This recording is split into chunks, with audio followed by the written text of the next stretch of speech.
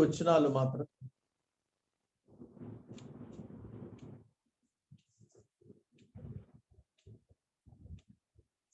ప్రకటన గ్రంథం 1వ అధ్యాయం మొదటి 7 వచనాలు చదువుకుందాం. యేసుక్రీస్తు తన దాసులకు కనబరచుటకు దేవుడు ఆయనకు అనుగ్రహించిన ప్రత్యక్షత. ఈ సంగతులు త్వరలో సంభవింపనై ఉన్నవి. ఆయన తన దూత ద్వారా వర్తమానం పంపి తన దాసుడైన యోహానుకు వాటిని సూచించను.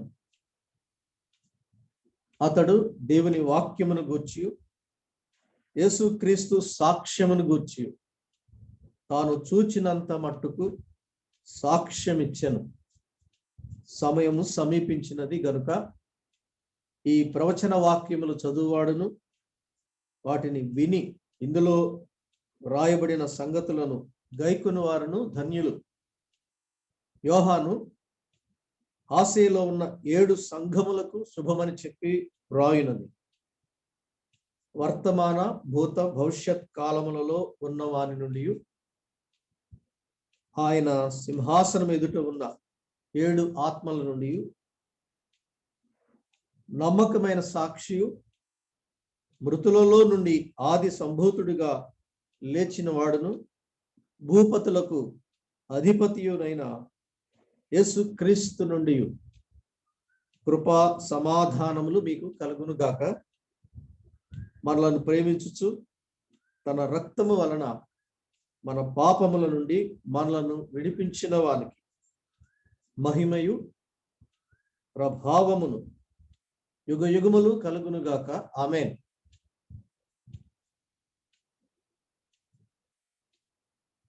ఆయన మనలను తన తండ్రి యొక్క దేవునికి ఒక రాజ్యముగాను యాజకులను గాను చేసెను. ఇదిగో ఆయన మేఘారుడై వచ్చుచున్నాడు. ప్రతి నేత్రము ఆయనను చూచును. ఆయనను పొడిచిన వారును చూచెదరు. భూజనులందరూ ఆయనను చూచి రొమ్ము కొట్టుకుందురు. అవును, ఆమేన్. ప్రభు సహాయం కొరకు చిన్న ప్రార్థన చేద్దాం. కృపగల తండ్రి, మీరు బయలుపరిస్తేనే ఏ సంగతి అయినా మేము గ్రహించగలం. ప్రభువా, మీ సత్యమును గ్రహించగల కృపను మాకు దయచేయమని పరక్షకుడైన క్రీస్తు యేసు వారి అమూల్యమైన నామమున స్తోత్రములు చెల్లిస్తూ ప్రార్థిస్తున్నాము తండ్రి. ఆమేన్. పిల్లరా, ప్రకటన గ్రంథం బైబిల్ గ్రంథంలోనే చివరి పుస్తకం అని మనందరికీ తెలుసు. రెండవది, క్రొత్త నిబంధనలో ఒకే ఒక ప్రవచన గ్రంథం ప్రకటన గ్రంథం. ప్రవచనము అంటే జరగబోవునది, ముందుగా తెలియపరచబడిన సత్యము ప్రవచనం, ప్రొఫెసీ. పాత నిబంధనలో ఎక్కువ ప్రవచన గ్రంథాలు ఉన్నాయి, మనకు తెలుసు. పాత నిబంధన ప్రవచనాల సారమంతా యేసుక్రీస్తు ప్రభువును గూర్చినదే. యేసుక్రీస్తు ప్రభు విమోచకుడిగా వస్తాడు. ఇశ్రాయేలీయులకు విమోచకుడిగా ఆయన వచ్చి ఇశ్రాయేలీయులను విమోచించి వారికి రక్షణ కలుగు చేసి వారిని యుగ యుగములు ఏలుతాడు అన్నది పాత నిబంధన ప్రవక్తల ద్వారా దేవుడు అనుగ్రహించినటువంటి ప్రవచన సారం. క్రొత్త నిబంధనలో ఉన్న ఒకే ఒక ప్రవచన గ్రంథం ప్రభు అయిన యేసుక్రీస్తు వారి యొక్క రెండవ ప్రత్యక్షత. మనకు ఎక్కువగా వాడుకలో ఉన్న పదం రెండవ రాకడ. రెండవ అనే పదం ఉపయోగించినప్పుడు మొదటి అనే పదం కూడా ఉన్నట్లే కదా. అంటే మొదటి రాకడ జరిగిపోయింది, రెండవ రాకడ జరగవలసి ఉన్నది. బైబిల్ చాలా స్పష్టమైనటువంటి కాల వివరణ మనకు ఇస్తూనే ఉంది. యేసుక్రీస్తు ప్రభు యొక్క మొదటి రాకడను గురించి, అంటే ఆయన శరీరధారిగా రక్షకుడిగా రాబోతున్నాడనే విషయాలు పాత నిబంధన ప్రవక్తల ద్వారా దేవుడు ముందుగానే తెలియచేశాడు.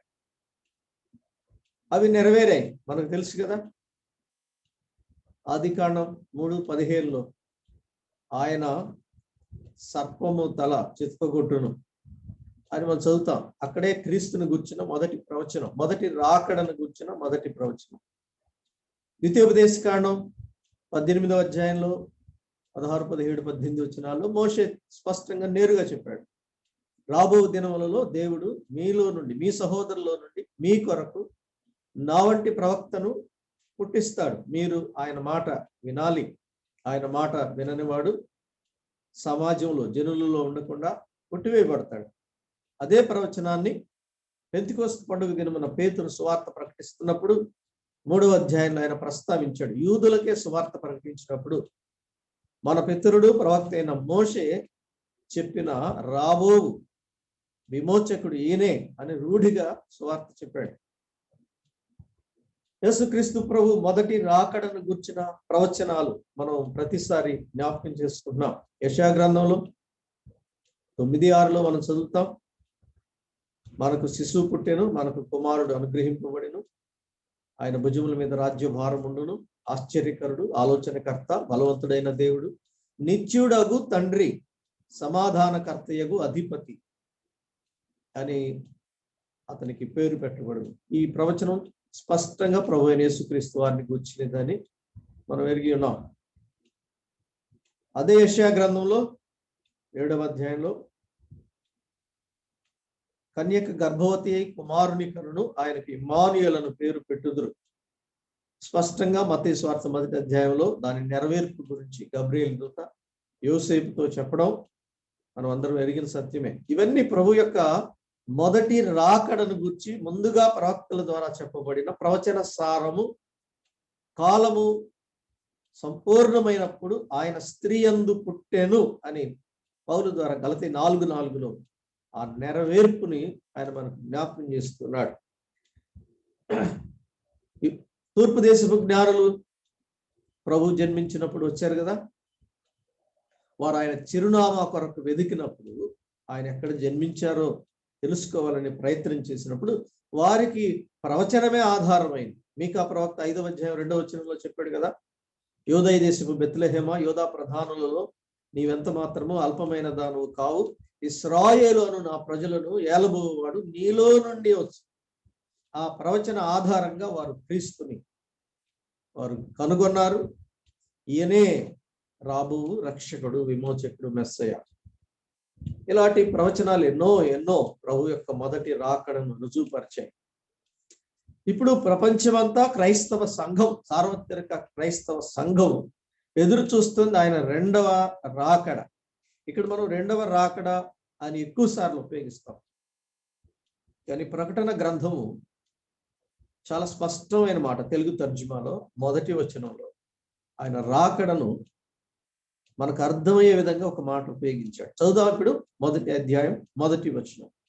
యేసుక్రీస్తు తన దాసులకు కనబరుచుటకు దేవుడు ఆయనకు అనుగ్రహించిన ప్రత్యక్షత.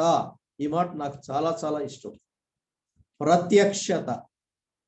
తెలుగు తర్జుమా చాలాసార్లు మారుతూ వచ్చింది, కానీ చాలా వెనుకకు వెళితే పాత తర్జుమాలో ప్రత్యక్షీకరణము అని రాయబడింది. ప్రత్యక్షీకరణము, ప్రత్యక్షత, ప్రత్యక్షపరచబడుట, చాలా అర్థమయ్యేటువంటి భావమే అది. అదే ఇంగ్లీష్లో మనం చూస్తాం కదా, రెవల్యూషన్ అనే పదం. రివీల్ చేయబడింది, బహిర్గతం చేయబడింది, బయలుపరచబడింది. ఇంకా ఇందులో మనకు అర్థం కానిది ఏమి లేదు. టైటిల్, ఈ పుస్తకానికి ఇచ్చిన ఆ టైటిల్ శీర్షిక కూడా చాలా స్పష్టంగా ఉంది. అయితే ప్రకటన అని ఇప్పుడు మన చేతిలో ఉన్న ఈ తర్జుమాలో ఎందుకు ఉన్నదంటే, ఇందులో ప్రకటించబడడం, క్రీస్తు యొక్క రాకడను గురించి ప్రకటించబడుతూ ఉంది కాబట్టి ఆ భావనతో తర్జుమా చేశారు. కానీ వాస్తవంగా మనం గ్రీకు భాష మూల పుస్తకాల్లోకి వెళ్తే అపోకలిప్సిస్ అని రాశారు. ద అపోకలిప్సిస్ అంటే తెర తీయబడింది, ముసుగు తొలగించబడింది, మరుగు చేయబడిన విషయాలు బయలుపరచబడ్డాయి అని అర్థం. కనుక ఇది చాలా స్పష్టంగా మనకి ఆయా భాషల్లో ఆయా రకాలుగా చెప్పబడింది. దూరపరచబడుట, తెరతీయబడుట, బయలుపరచబడుట, బహిర్గతం చేయబడుట. పూర్వపు దినాల్లో గ్రామాలలో నాటకీయ ప్రదర్శనలు జరిగేవి కదండి. అప్పుడు స్టేజీకి ముందు వైపు ఒక తెర వేసి ఉంచేవారు.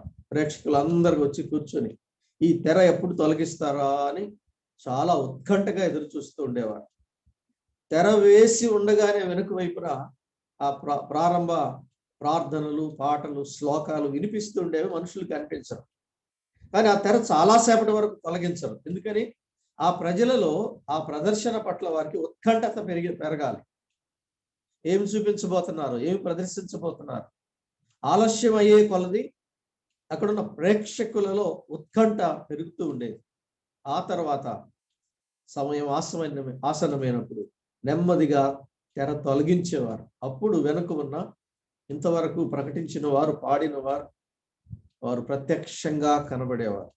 ఆ తర్వాత వారు సిద్ధపరిచిన అంశాలు పాత్రల ద్వారా ప్రదర్శిస్తూ ఉండగా ప్రజలకి ఆ ప్రదర్శన వెనుక ఉన్న అంశమంతా అర్థమయ్యేది, సబ్జెక్ట్. ఇది మనకి ప్రకటన గ్రంథాన్ని స్థూలంగా అర్థం చేసుకోవడానికి ఒక సామాన్యమైన వివరణ.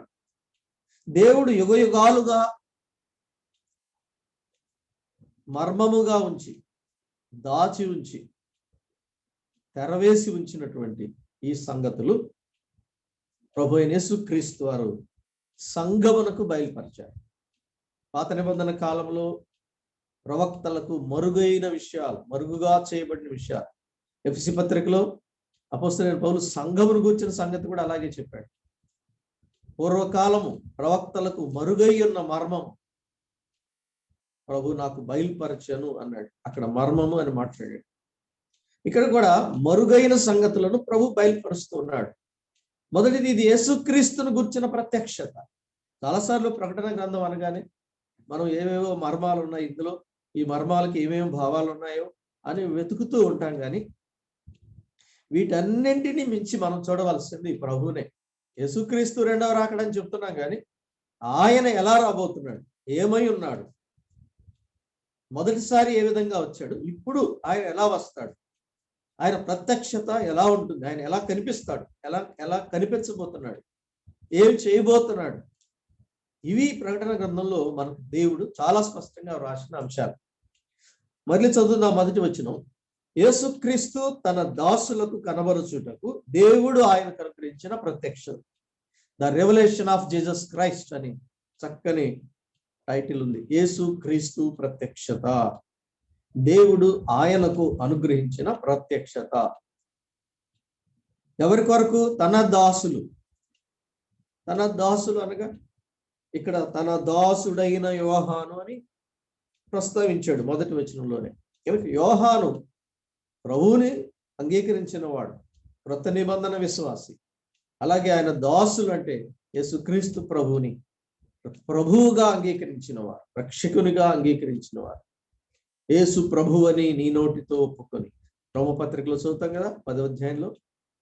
కాబట్టి ఆయన మన ప్రభువు, ఆయనకు మనము దాసులు. కాబట్టి ఇక్కడ సంఘమునకు బయలుపరచుటకే ప్రభు ఈ సంగతులు యోహానుకు సూచించాడు అన్నాడు. సూచన అనే పదం ఉపయోగించబడింది కదా, అంటే ఇవన్నీ సూచనలుగా రాబో అధ్యాయాల్లో మనం చూస్తాం. అనేక సూచనలు ప్రభు చూపించాడు. మరొక విషయం మనం గమనించాల్సింది ఏంటంటే, ఇక్కడ ఒక దూతను ప్రభు పంపించాడు. తండ్రి ద్వారా కుమారునికి అనుగ్రహించబడిన విషయాలు దూత ద్వారా యోహానుకు ప్రభు సూచించాడు. చూసండి, ఆ ఛానల్ ఎంత స్పష్టంగా ఉందో.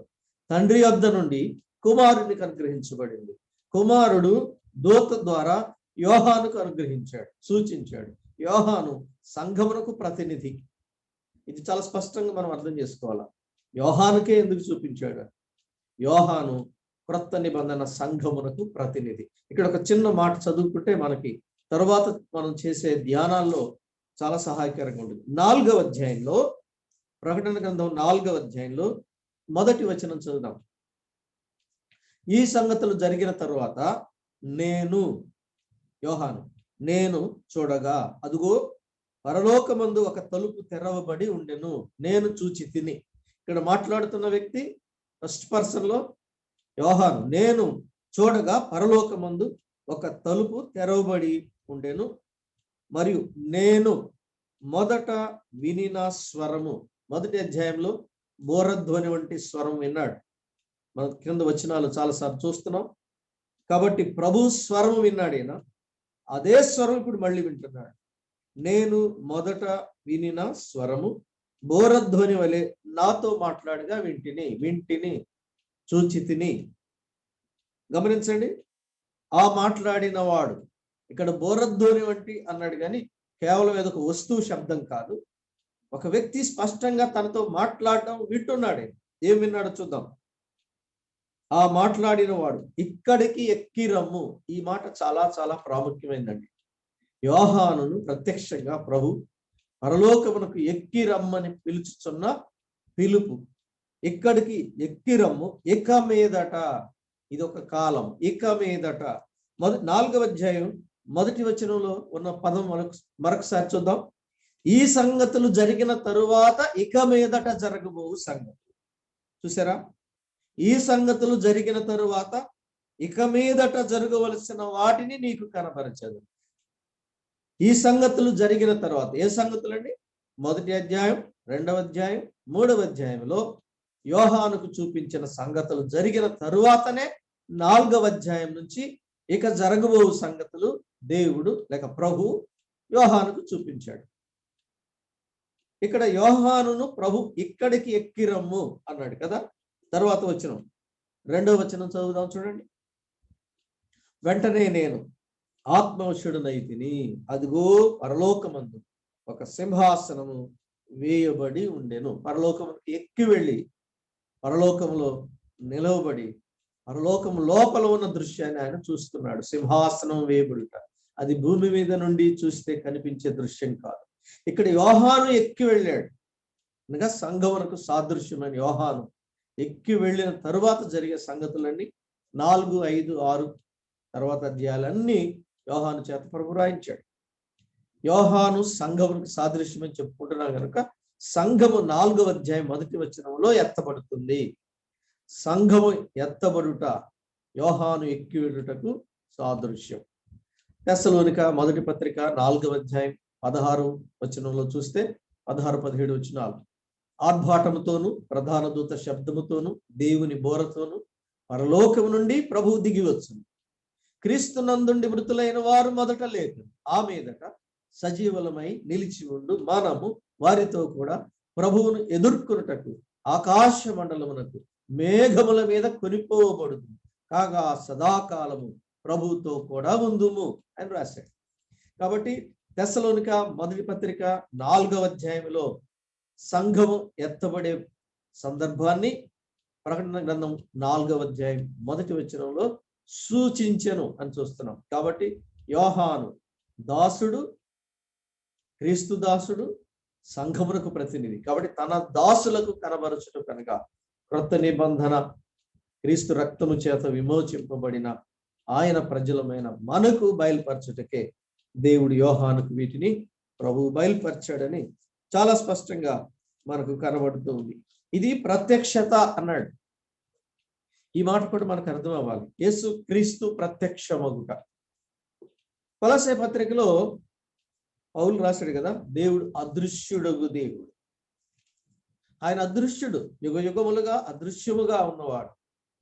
ఆయన ప్రత్యక్షమయ్యాడు. ఒకసారి చదువుకుందాం, మనకు జ్ఞాపకానికి మరికొంత సహాయం కదా. కొలస్సే పత్రిక 1వ అధ్యాయం క్రీస్తుని గురించి రాయబడిన మాట 15. ఆయన అదృశ్య దేవుని స్వరూపి అయి సర్వ సృష్టికి ఆది సంభూతుడై ఉన్నాడు. అదృశ్యుడైన దేవుని స్వరూపి అయిన క్రీస్తు అదృశ్యుడైన దేవునిని ప్రత్యక్షపరచినవాడు. దేవుని ప్రత్యక్షత, దేవుని అదృశ్యుడైన దేవునిని ఈ ప్రపంచానికి ప్రత్యక్షపరచిన వాడు క్రీస్తు. అది దేవుని ప్రత్యక్షత అన్నాడు. దేవుడు ఎలా ఉంటాడు ఎవరికి తెలియదు. ఎవరైనా చూసారా? చూడలేదు. యోహాను సువార్త 14వ అధ్యాయంలో శిష్యులు అడిగారు కదా, ప్రభువా మాకు తండ్రిని చూపించును. ప్రభు మామూలుగా మాట్లాడి చెప్పారు, నన్ను చూచుచున్నారు, ఇంతకాలముగా నన్ను చూచుచున్నారు కదా, మరలా తండ్రిని చూపించమని ఎందుకు అడుగుతున్నారు? నన్ను చూచిన వాడు తండ్రిని చూచి ఉన్నాడు. ఆ మాటలో చూడండి, నాలో తండ్రి ప్రత్యక్షపరచబడ్డాడు. నేను తండ్రిని ప్రత్యక్షపరచుటకే నేను శరీరధారిగా వచ్చాను. ఆయన అదృశ్యుడైన దేవుని శరీరము ధరించుకొని వచ్చి దేవుని యొక్క తండ్రి యొక్క ప్రేమను ప్రత్యక్షపరిచాడు, తండ్రి యొక్క కృపను ప్రత్యక్షపరిచాడు, తండ్రి యొక్క గుణాతిశయములను ఆయన ప్రచురపరిచాడు.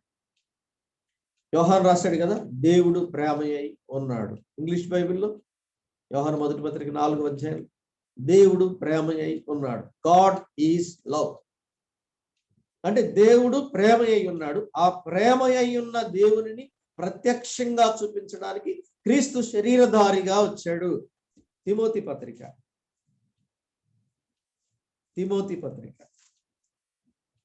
మొదటి పత్రిక, తిమోతి మొదటి పత్రిక 3వ అధ్యాయము 16వ వచనం చదువుకుందాం. తిమోతికి రాయబడిన మొదటి పత్రిక 3వ అధ్యాయం 16వ వచనం. నిరాక్షేపముగా దైవభక్తిని గూర్చిన మర్మము గొప్పదై ఉన్నది, ఆయన సశరీరుడుగా ప్రత్యక్షుడయ్యను. ఈ వచనం చాలా చక్కగా రాయబడింది చూడండి.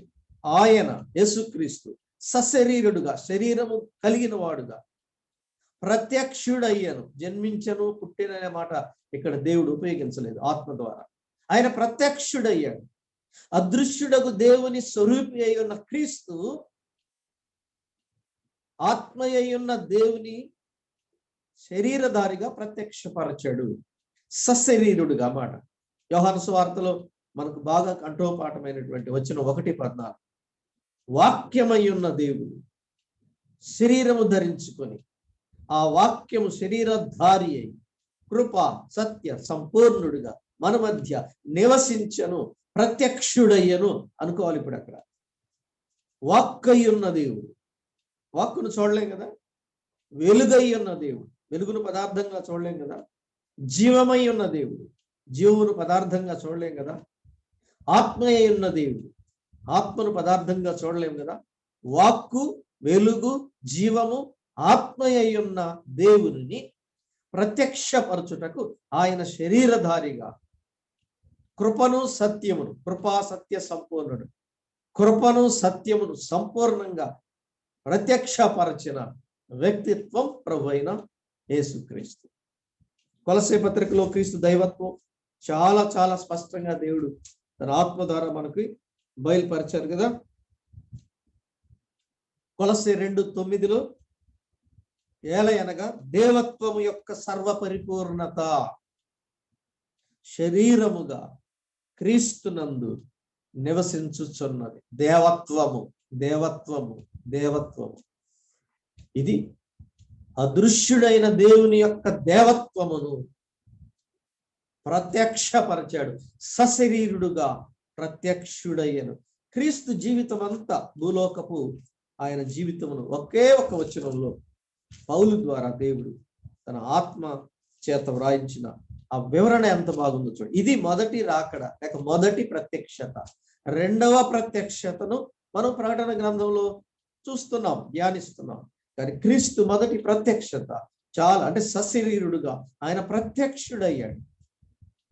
చదువుకుందాం ఆ వచనం మన కొరకు, మన అవగాహన కొరకు. తిమోతికి రాయబడిన మొదటి పత్రిక 3వ అధ్యాయం 16. నిరాక్షేపముగా దైవభక్తిని గుర్చిన మర్మము గొప్పదై ఉన్నది, ఆయన సశరీరుడుగా ప్రత్యక్షుడయ్యను. ఈ మాటను జాగ్రత్తగా మనం గుర్తుపెట్టుకుందాం.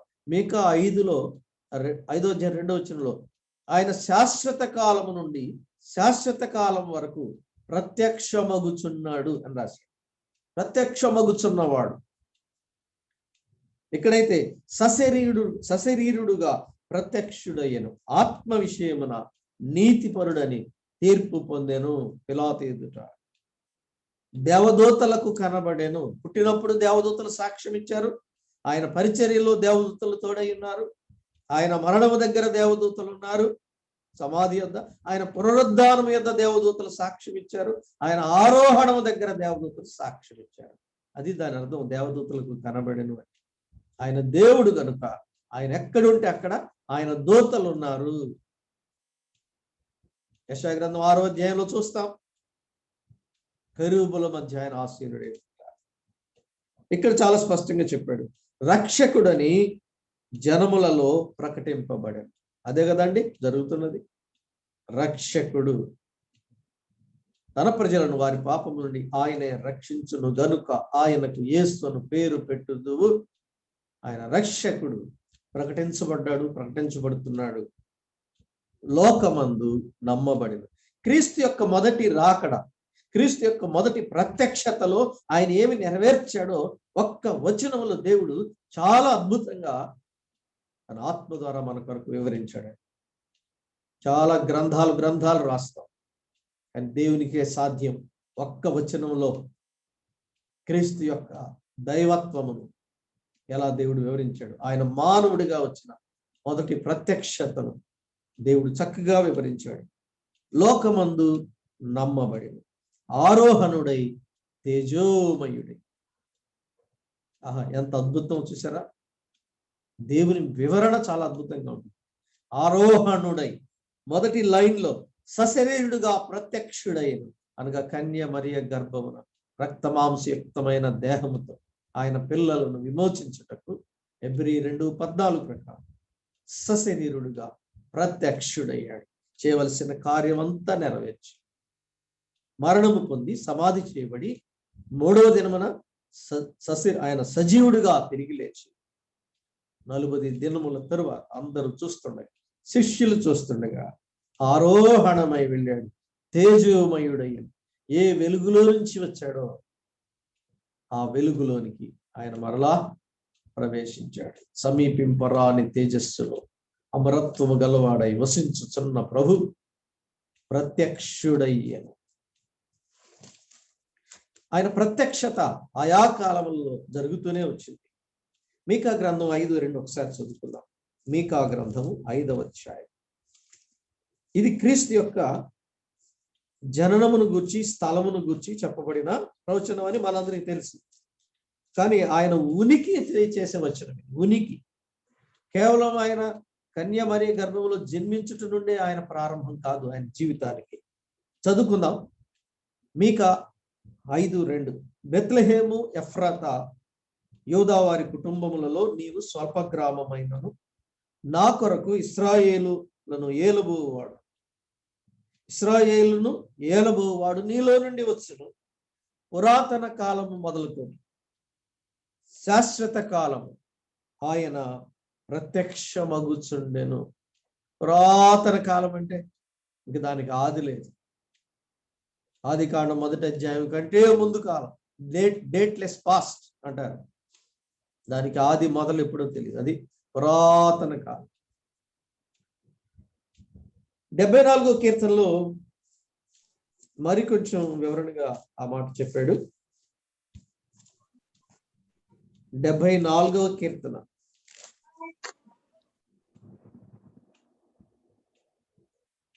12వ వచనం. పురాతన కాలం మొదలుకొని దేవుడు నా రాజై ఉన్నాడు. పురాతన కాలం, శాశ్వత కాలము నుండి శాశ్వత కాలం వరకు ఆయన ప్రత్యక్షమగుచున్నాడు. ఆయన ప్రత్యక్షత నిత్య ప్రత్యక్షత, ఆకస్మికంగా ఎప్పుడు లేకుండా ఒకేసారి వచ్చినవాడు కాదు. యెషయా గ్రంథం 9:6 మనందరికీ ఆయన నిత్యుడు, అన్ని కాలములలో ఉన్నవాడు, ఆయా కాలములలో అవసరమును బట్టి ప్రత్యక్షమగుతున్న దేవుడు. అదృశ్యుడే కానీ ఆయన నిత్యుడు. మరొకసారి జ్ఞాపకం చేసుకుందాం ఆ మాట. మనకు శిశువు పుట్టెను, కుమారుడు అనుగ్రహించబడెను, ఆయన భుజముల మీద రాజ్యభారముడు, ఆశ్చర్యకరుడు, ఆలోచనకర్త, బలవంతుడైన దేవుడు. శిశువు పుట్టాడు, ఆయన బలవంతుడైన దేవుడు, నిత్యుడగు తండ్రి. ఈ నిత్యుడగు తండ్రి అనే మాట కోసం మళ్ళీ ఇప్పుడు మనం ఈ వచనాన్ని జ్ఞాపకం చేసుకుంటున్నాం. నిత్యుడు అంటే పురాతన కాలం నుండి శాశ్వత కాలం నుండి నిత్యత్వం నుండి నిత్యత్వం వరకు ప్రత్యక్షమగుచున్నవాడు, ఉన్నవాడు ప్రత్యక్షమగుచున్నాడు. ఆయన ఉన్నవాడు. He self existed one, omnipresent, omniscient, omnipotent God, సర్వశక్తిమంతుడు, సర్వాధికారి. ఆయన ఉన్నవాడు. అలాంటి ఉన్న దేవుడు నిత్యము ఉన్నవాడు, నిత్యత్వములో ఉన్నవాడు, శాశ్వత కాలం నుండి శాశ్వత కాలం వరకు ఉన్నవాడు, మరుగై ఉన్నవాడు, అదృశ్యుడిగా ఉన్నవాడు ప్రత్యక్షమయ్యాడు, ప్రత్యక్షమవుతూ వచ్చాడు. మీకా ద్వారా ఆ మాట ఎంత చక్కగా దేవుడు మన కొరకు రాయించాడు. అదే విషయాన్ని తిమోతి పత్రికలో 3:16 సశరీరుడుగా ప్రత్యక్షుడయ్యను. 3 కాలములు, నిత్యత్వాన్ని ఆయన 3 కాలములుగా, భూత, వర్తమాన, భవిష్యత్ కాలములలో ఉన్నవాడు అంటే. భూతకాలం జరిగిపోయింది, వర్తమానం ఇప్పుడు జరుగుతూ ఉన్నది, భవిష్యత్ జరగబోతున్న కాలం. ఆయన ప్రత్యక్షత, ఆయన ప్రత్యక్షమవుతున్నాడు, ప్రత్యక్షం అయ్యాడు, ప్రత్యక్షం అవుతున్నాడు, ప్రత్యక్షం కాబోతున్నాడు. అది ప్రకటన గ్రంథం యొక్క సారాంశం. ప్రత్యక్షము కాబోచున్న ప్రభు, రాబోచున్న ప్రభు, ప్రతి నేత్రము ఆయనను చూచును కనుక ప్రతి ఒక్కరూ ఆయన చూడగలిగే విధంగా ఆయన ప్రత్యక్షంగా రాబోతున్నాడు. ఇక్కడికి వచ్చిన మనం చదువుకుందాం. హెబ్రీ పత్రిక 9వ అధ్యాయం, హెబ్రీ పత్రిక 9వ అధ్యాయం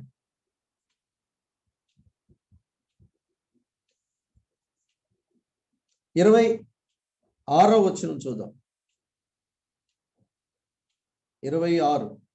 అట్లయినా జగత్తు పునాది వేయబడినది మొదలుకొని ఆయన అనేక పర్యాయములు శ్రమ పడవలసి వచ్చును. అయితే ఆయన యుగముల సమాప్తి అందు, యుగ సమాప్తి ఎప్పటి నుంచి ప్రారంభమైందంటే యేసుక్రీస్తు శరీరధారిగా ఆయన భూమి మీద ప్రత్యక్షమైనప్పటి నుంచి యుగ సమాప్తి.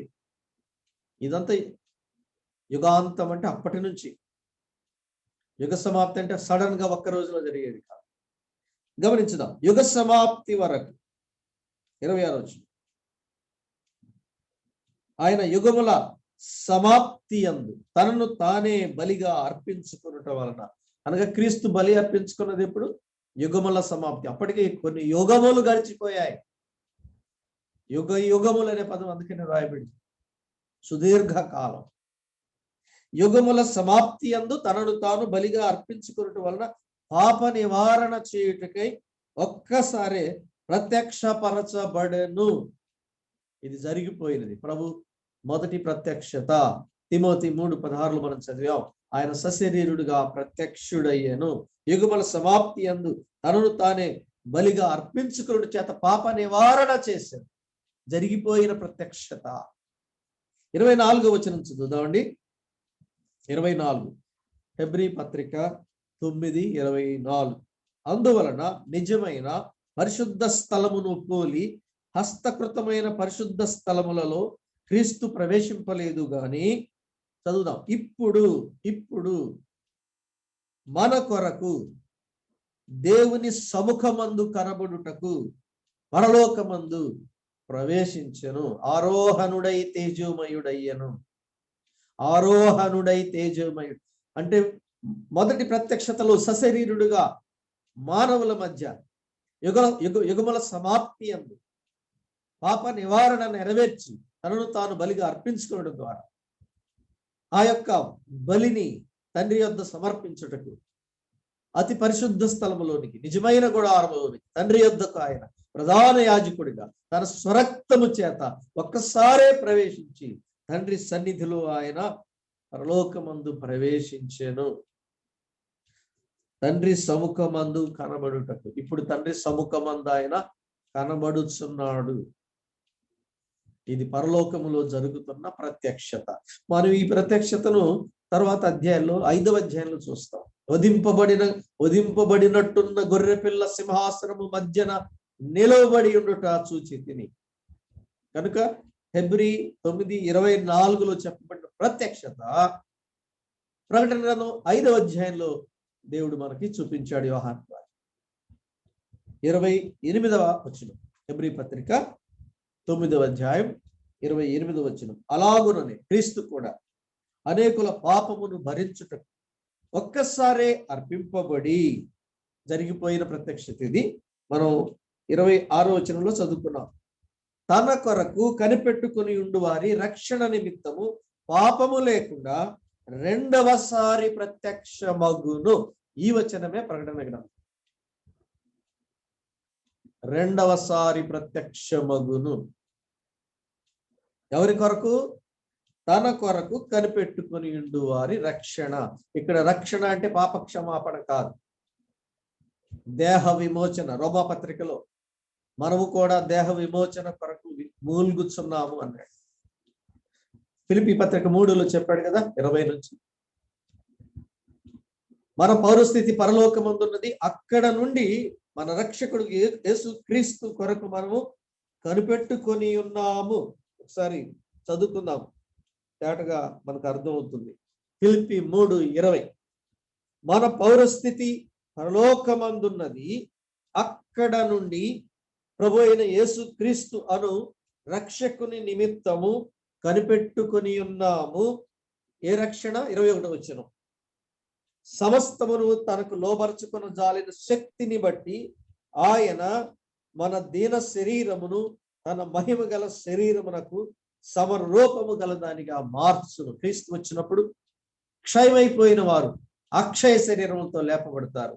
మర్త్యమైన శరీరముల్లో సజీవులుగా ఉన్న మనము ఈ దేహము మార్చబడి, మహిమ దేహముగా మార్చబడి మనము పూర్ణ రక్షణ పొందుతాం. కనుక ఇక్కడ రక్షణ అంటే పాప క్షమాపణ గురించి ప్రస్తావించబడింది కాదు. తన కొరకు కనిపెట్టుకుని ఉన్నవారెవరు? ఆయనను రక్షకునిగా అంగీకరించిన వారే. కనుక మన విమోచన, దేహ విమోచన, ఇది రక్షణ. కనుక తన కొరకు కనిపెట్టుకుని ఉండు వారి నిమిత్తము ఆయన పాపము లేకుండా, ఈసారి పాపము తీసివేయడానికి కాదు, పాపము నిమిత్తం కాదు, బలియగుటకు కాదు, పాపముతో నిమిత్తము లేకుండా రెండవసారి ప్రత్యక్షమగును. తీతు పత్రిక దేవుడు చాలా చాలా చక్కగా క్రీస్తు యొక్క ప్రత్యక్షతను చాలా వేరు స్థలాల్లో వివరించాడు. మనం కేవలం ప్రకటన గ్రంథంలోనే ఉంటాం, కానీ ఆయనను ప్రత్యక్షపరుస్తూ వచ్చాడు. గమనించుదాం. తీతు పత్రిక 2వ అధ్యాయం 11, 12, 13 వచనాలు. ఏలయనగా సమస్త మనుష్యులకు రక్షణకరమైన దేవుని కృప ప్రత్యక్షమాయను. అనుకుందాం అంతవరకు. ప్రత్యక్షమై ఉన్నది, దేవుని కృప ప్రత్యక్షమాయను. సమస్త మనుష్యులకు రక్షణకరమైన దేవుని కృప. ఎవరు కృప? మీరు కృప చేతనే రక్షింపబడి ఉన్నారు. FC 2:8. ఏంటి ఈ కృప అంటే? మీరు మన ప్రభువైన యేసుక్రీస్తు కృపను ఎరుగుదురు కదా. కొరింథీ 2వ పత్రిక. ఏమిటా కృప? ఆయన ధనవంతుడై ఉండి దరిద్రులమైన మనలను ధనవంతులుగా చేయుటకు ఆయన దరిద్రుడు. ఆయన, అది క్రీస్తు కృప. యోహాను సువార్త 1వ అధ్యాయం. కృపా సత్య సంపూర్ణుడుగా మన మధ్య నివసించను. దేవుని కృప క్రీస్తే. దేవుని కృప యేసు క్రీస్తు అనేటువంటి శరీరధారి అయిన వ్యక్తిలో ఆ కృప మనకు ప్రత్యక్షమాయ. క్రీస్తు ప్రత్యక్షత అనే ఆ ఒక్క టైటిల్, అది క్రీస్తే. ప్రత్యక్షత క్రీస్తే. మర్మములు సెకండరీ, విషయాలు సెకండరీ, పోలికలు సెకండరీ, బోరలు, ముద్రలు, ఉగ్రత పాత్రలు, ఆయా అంశాలు ఉన్నాయి, అవి నెరవేర్పులు. కానీ మనం చూడవలసింది ఆయన ప్రత్యక్షత. క్రీస్తు యొక్క ప్రత్యక్షతను అపేక్షించాలి. చదువుదాం ఒక మాట. తీతు పత్రికలోనే మనం చదువుతున్నాము. క్రీస్తు దేవుని కృప ప్రత్యక్షమై మనము భక్తిహీనతను, ఇహలోక సంబంధమైన దురాశలను విసర్జించి శుభప్రదమైన నిరీక్షణ నిమిత్తము, అనగా మహాదేవుడు మన రక్షకుడును యేసుక్రీస్తు మహిమ యొక్క ప్రత్యక్షత కొరకు. ఇది రెండవ మారు ఆయన రాబోవును. మహాదేవుడు ఆయనే, మన రక్షకుడైన యేసుక్రీస్తు మహిమ యొక్క ప్రత్యక్షత కొరకు ఎదురు చూచుచున్న మనము ఇహలోకములో స్వస్థ బుద్ధితో, నీతితో, భక్తితో బ్రతుకుచుండవలనని మనకు బోధించుచున్నది. ఎవరు? దేవుని కృప ప్రత్యక్షమై మనకు బోధించుచున్నది. యేసుక్రీస్తు యొక్క మొదటి ప్రత్యక్షత, ఆయన శరీరధారి అయి ఈ లోకములో ఆయన జీవించిన జీవితము మనకు బోధించుచున్నది. దేని గురించి? ఆయన మహిమ యొక్క ప్రత్యక్షత కొరకు మనం ఎదురు చూచువారము ఏ విధంగా స్వస్థ బుద్ధితో భక్తితో దేవుని కొరకు జీవించాలో బోధించుచున్నది. క్రీస్తు కృప ప్రత్యక్షమాయను. ఆ కృపా సత్య సంపూర్ణుడు క్రీస్తే. 3వ అధ్యాయం తీతు పత్రిక 3వ అధ్యాయం 4-5 వచనాలు చూద్దాం. తీతు పత్రిక 3వ అధ్యాయం 4. మన రక్షకుడైన దేవుని యొక్క దయయు మానవుల ఎడల ఆయనకున్న ప్రేమయు ప్రత్యక్షమైనప్పుడు, దేవుని ప్రేమ ప్రత్యక్షమాయను. ఇక్కడ మన రక్షకుడగు దేవుడు అనగా క్రీస్తే కదా. ఆయన దయ, మానవుల ఎడల ఆయనకున్న ప్రేమ, తండ్రి ప్రేమ, కుమారుని ప్రేమ. యోహాను సువార్త 3వ అధ్యాయం 16 వచనం మనందరం ఎక్కువగా ధ్యానించేది, ఇష్టపడేది. దేవుడు లోకమును ఎంతో ప్రేమించాడు. ఆ ప్రేమను ప్రత్యక్షపరచుటకు అద్వితీయ కుమారునిగా పుట్టిన వాని విశ్వాసం ఉంచు ప్రతివాడు నశింపక నిత్య జీవం పొందినట్లు ఆయనను అనుగ్రహించారు. దేవుని ప్రేమ క్రీస్తే, దేవుని కృప క్రీస్తే. దేవుడు ప్రేమ అయి ఉన్నాడు. God is love. ఆ ప్రేమ అయి ఉన్న దేవుని మనకైనా ప్రత్యక్షపరచు. కనుకనే దేవుని ప్రేమ, మానవుల ఎడల ఆయనకున్న ప్రేమ ప్రత్యక్షమై మనము నీతిని అనుసరించి చేసిన క్రియల మూలంగా కాక తన కనికరము చొప్పుననే పునర్జన్మ సంబంధమైన స్నానము ద్వారా పరిశుద్ధాత్మ మనకు నూతన స్వభావము కలుగు చేయటం ద్వారా మనలను రక్షించను. అనేక అంశాలు ఇక్కడ క్రోడీకరించి చెప్తూ దేవుని ప్రేమ ప్రత్యక్షమై మనలను రక్షించను. దేవుని కృప ప్రత్యక్షమై మనకు బోధించను. ఏమని?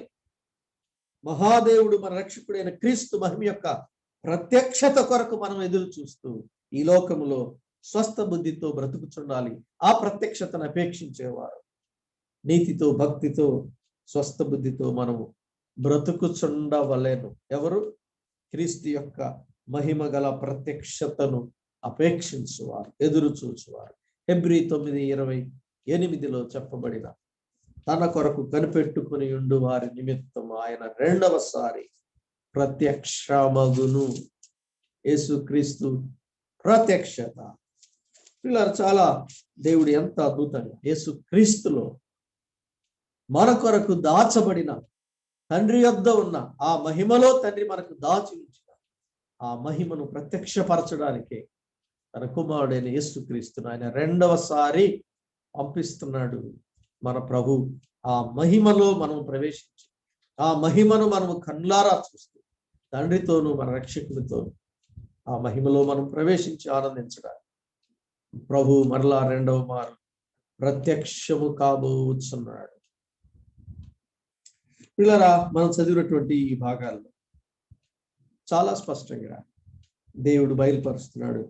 ఇది దేవుని చేత ఇవ్వబడిన ప్రత్యక్షత, అది క్రీస్తు అనుగ్రహించబడిన ప్రత్యక్షత, అది దూత ద్వారా అనుగ్రహించబడిన ప్రత్యక్షత, అది యోహానుకు, ఆయన దాసుడైన యోహానుకు, ఆయన దాసులమైన క్రొత్త నిబంధన సంఘమై ఉన్న మన కొరకు యేసుక్రీస్తే స్వయంగా అనుగ్రహించిన ప్రత్యక్షత. అంటే దేవుడు మొదటి నుంచి సిద్ధపరిచి ఉంచి ఇప్పటి వరకు మరుగున దాచి ఉంచిన విషయాలు ఆయన తెర తొలగించి మనకు బయలుపరిచిన అంశాలు.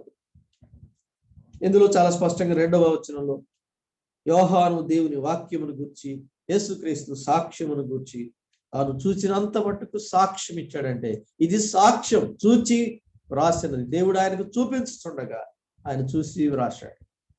ఇందులో 3 కాలాల యొక్క ప్రత్యక్షత మనం మొదట 3 హెబ్రీ పత్రికలో చూసాము. ఇక్కడ దీనిని 3 కాలాలుగా విభజన చేశాడు.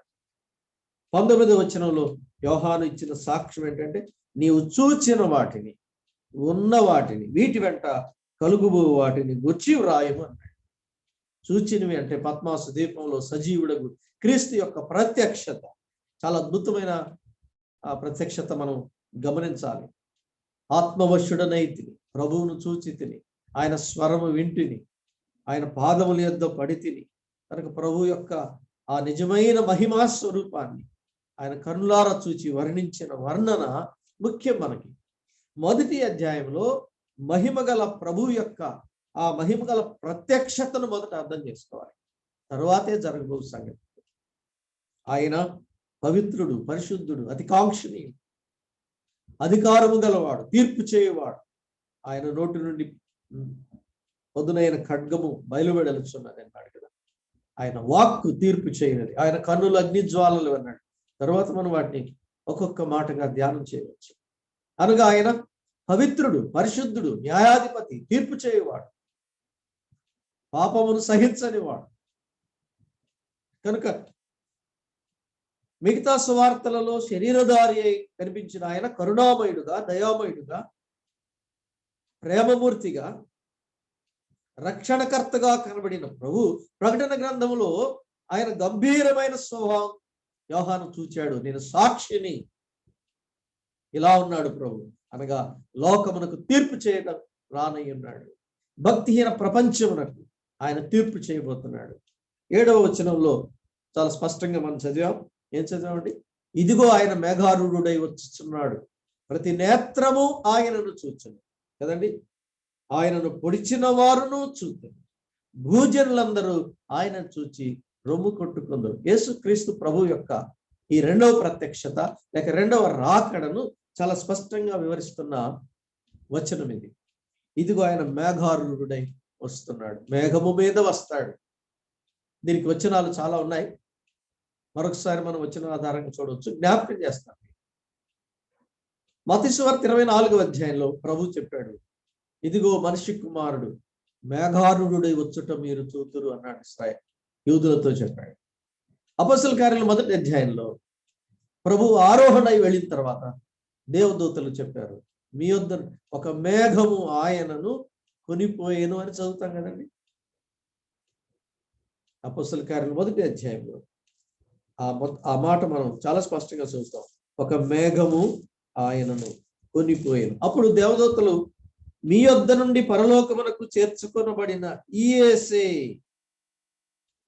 ఏ రీతిగా పరలోకమునకు వెళ్ళుట మీరు చూచితిరో ఆ రీతిగా ఆయనే తిరిగి వచ్చుట మీరు చూచెదరు అని చెప్పాడు.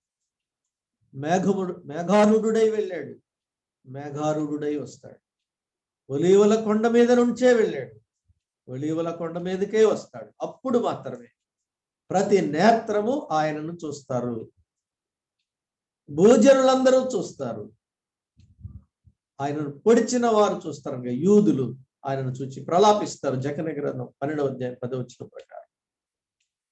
ఇది క్రీస్తు రాకడలో రెండవ అంచెలో మాత్రమే నెరవేరుతుంది.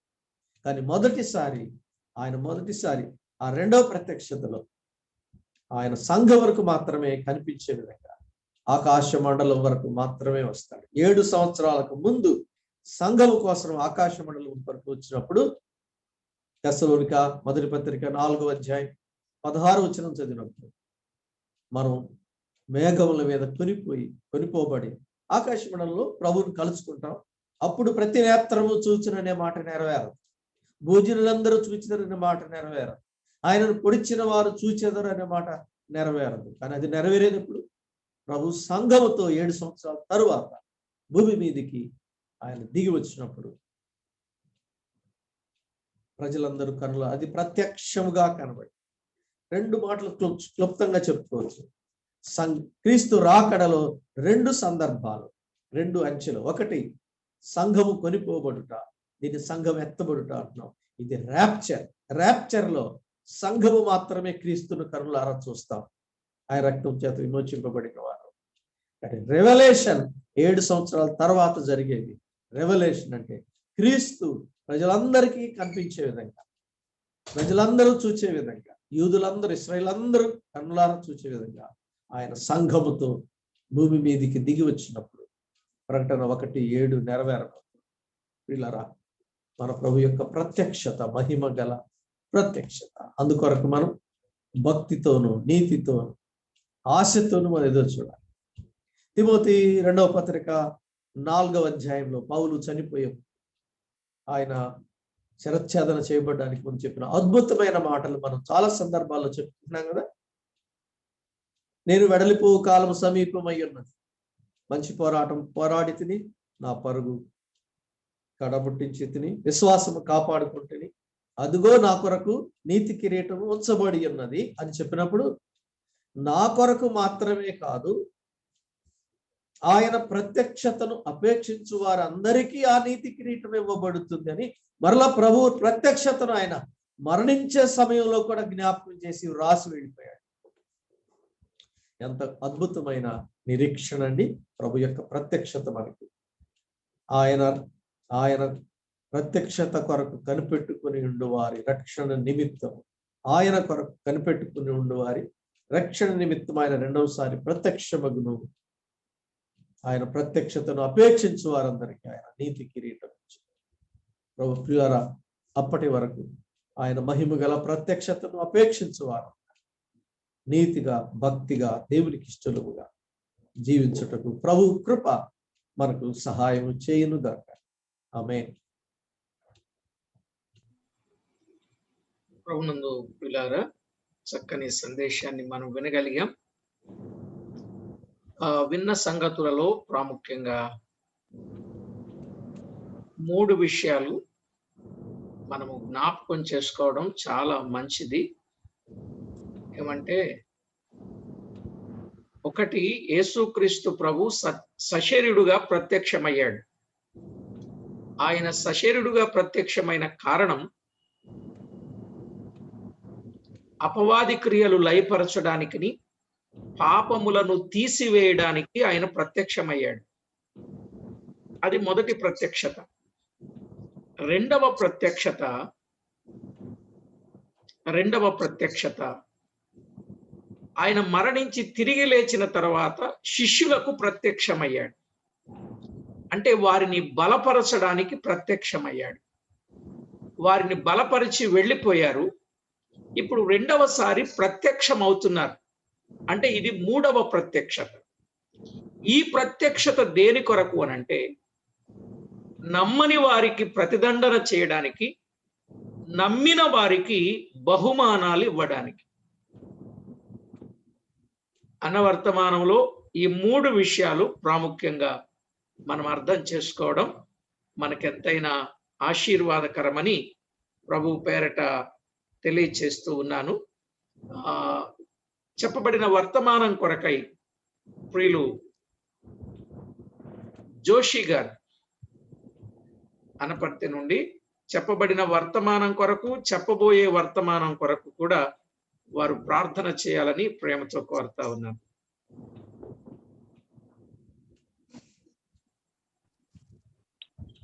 మంచిదండి. మరి దేవుని యొక్క సన్నిధానములో చేరి ఉన్న పరిశుద్ధులందరికీ కూడా నా హృదయపూర్వక ప్రత్యేక వందనాలు చేసుకుందాం. సకలాశీర్వచన కారణభూతుడు అయిన మా ప్రియ పరలోకపు తండ్రి, జాలియు కృపయు కనికరము గల దేవా, నీకు స్తోత్రములు తెలుస్తున్నాం. ఈ రాత్రి మొదటి వర్తమానములో మీ దాసులు ప్రభా మరి శ్రీనివాస బాబు గారిని మీరు నిలవబెట్టి శ్రేష్టమైన సంగతులు ప్రభా ప్రత్యక్షతను గురించినటువంటి ఆ విషయాలు మీరు మాకు నేర్పించినందుకు మీకు స్తోత్రాలు తెలుస్తున్నాం. వాటి యందు విశేషమైన జాగ్రత్త గలవారమై అలాగే జీవించడం కృప చూపించండి. దేశంలో మా ప్రభా మీ దాసుని బలపరచండి. పలు స్థలాల్లో ఆరోగ్యంగా ఉంచి వాడుకొని మీరే మహిమ పొందమని వేడుకుంటూ, తరువాత వర్తమానం అందించబోయే మీ దాసుని కూడా బలపరిచి మీ మాటలు మాకు వినిపించి మహిమ పొందమని మా రక్షకుడు మా ప్రభు అయిన యేసుక్రీస్తు నామమును ప్రార్థించి వేడుకొనుతూ ఉన్నాం మా పరమ తండ్రి. ఆమేన్. Thank you brother. అన్న రేనల్స్ అన్న గారికి ప్రత్యేకమైన